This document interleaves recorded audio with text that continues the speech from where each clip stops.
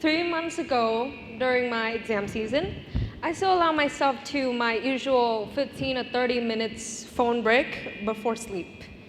And it wasn't until that I came across videos of my peers, people my age, who were staying up all night until like 1 a.m., 3 a.m., 5 a.m., even pulling all-nighters to maximize every single minute they have into studying.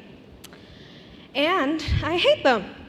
Or rather, I hate how they make me feel.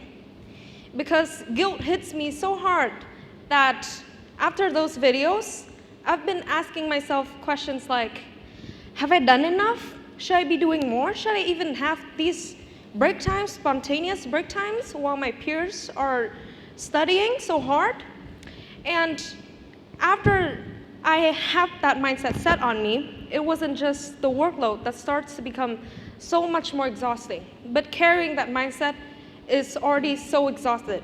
That's why I wanted to talk to you today about how acquiring the skill of wasting time or taking rests might be the best skill you can acquire in this day and age. And once you've fallen into that mindset of mine, you're kind of giving in to a burnout cycle.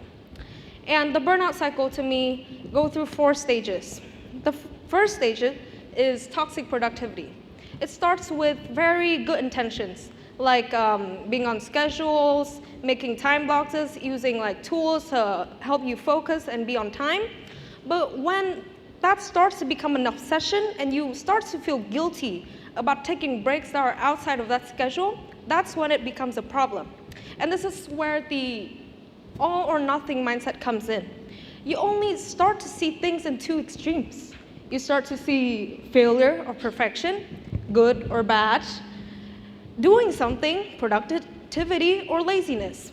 You don't accept those in between, imperfections, or rest, which is in between. Whenever you feel like you need to take a rest, or when you think of rest, it feels like something time wasting. And second, the second stage, you've come to start lying to yourself, self-deception. You make a lot of progress, or like whatever progress you're making, you feel like it's not enough.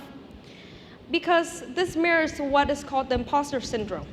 It is when you have a mindset, you believe that others are expecting something from you. Others are expecting you to live up to their expectations. And so whatever you do, whatever progress you make, you feel like you're not there yet. You're not meeting their expectations yet. So you keep lying to yourself that it's not enough and you need to work more, work more. And of course, the next stage is the fear of missing out. You start to not just be aware of how others think of you, but you're aware of how you think of others. Like, you look at others and they seem like they're doing so much better than you with same tasks, but they look fine. They manage their time fine and they don't feel pressured, while you're here feeling pressured. So you start feeling like taking rests aren't appropriate for you, because if everyone is managing just fine, why are you the only one that's having problems? So you push yourself more. You start giving all in. You sleep less. All you do is, and all you think of, is to be on that race with everyone. And ultimately, you give in to burnout. And this 4 stages and this cycle of burnout aligns with Christina Maslach's, a scientist on burnout work, where she describes burnout not as just a state of tiredness, but it is a very deep psychological state where it depletes your energy and also your ability to work, to feel joy. And I believe that most of you here have definitely experienced burnout, not just once, definitely. And you know how hard it is to bounce back from burnout. That's why today I have just one honest but very useful advice for you to take. To not let yourself fall into this cycle of burnout. That is, to give yourself a rest. I know that sounds very generic, but not any kind of rest that you can take. Because you need to understand the kind of rest you're getting to really get the real authentic rest that will benefit you. I want you to think and to reflect on these two aspects of rest that you're getting. First is how you rest. A lot of people think that resting is doing something unproductive, like scrolling on your phone, taking a walk, showering, eating an ice cream. That sure are activities of rest. But when you do those activities, is your mind really blank? Are you thinking of anything? Because if you're still thinking of something, if you're still anxious on like the assignments that you need to do in 5 days, that the small amount of time you have left for the day, if you're still anxious, then that is not rest. Because rest is meant to be tied with a blank space in mind. And so if you're still being anxious, and if you're still working your mind when you take a break and take a rest, then that's just anxiety in disguise, and it only worsens your mental state more. And second is, I need you to reflect on when you rest, because we are kind of taught that we should only rest when we have done enough, that we have finished all of our goals, we have checked off all of the boxes on our to-do list. But have we ever thought of rests as like spontaneous rests, unscheduled rests? Because honestly, if rests have to be scheduled, justified, and planned, and you only get rests when you're exhausted, then it just kind of becomes another part of that grind. It just becomes another task for you. And thus, when you only allow yourself to rest when you feel completely tired, then it's basically just telling you that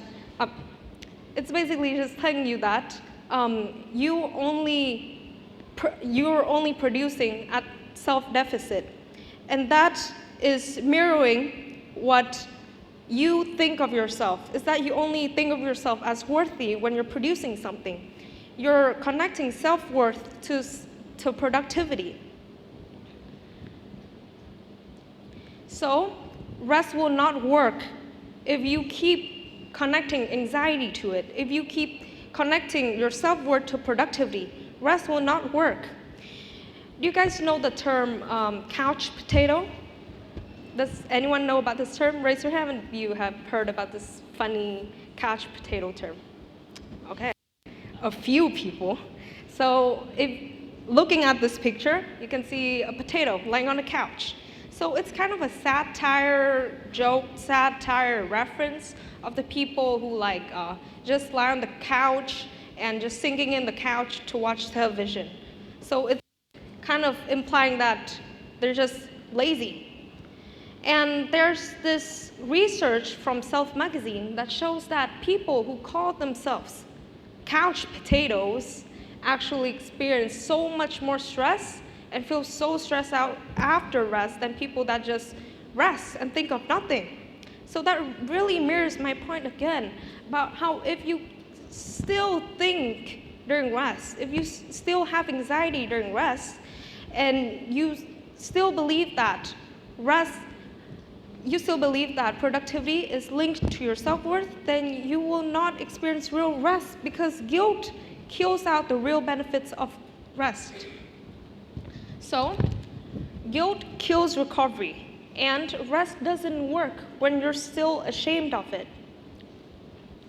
And I know that the concept of taking unscheduled breaks, taking spontaneous breaks outside of your schedule sounds indisciplined. But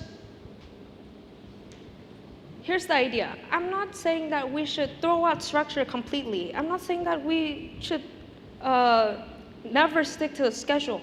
What I'm saying is that you shouldn't let a schedule or these time blockers, like Pomodoro timers, blockers, you don't make that control you to the point that you feel guilty when you need a break outside of the system.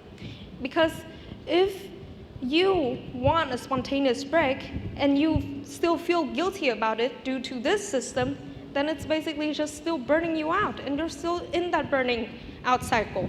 So if you really want to gain your time back and get a real rest, then first, you have to rethink of the perception you have with yourself about self-worth and productivity, because those aren't linked together. And second of all, you have to use these time tools wisely. Don't make it control you to the point that you don't feel comfortable taking breaks outside of it anymore. Because sometimes the best, the honest, and the most relieving kind of therapy and breaks you get are the ones that are unscheduled. And so, if you were to take off one thing from my speech today, let it please be this quote.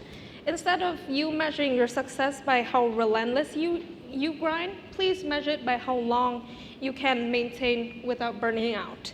And please start taking rests, unscheduled rests, and you don't have to justify those rests in your brain. Take rests that you feel comfortable with, and your mind has to be blank while taking those rests. And until you're able to redefine your self-worth with productivity, self-worth is not linked to productivity, because self-worth is revealed and it is grounded in your inner self. So when it is no longer tied to productivity nor time, then self-worth is really revealed. And this is a quote I really like that I'd like to put at the end of my speech. When the world demands toxic productivity, contemplation is a radical act. So don't see it as laziness. Rest is essential, and spontaneous rests, unscheduled rests, is essential for you. Thank you.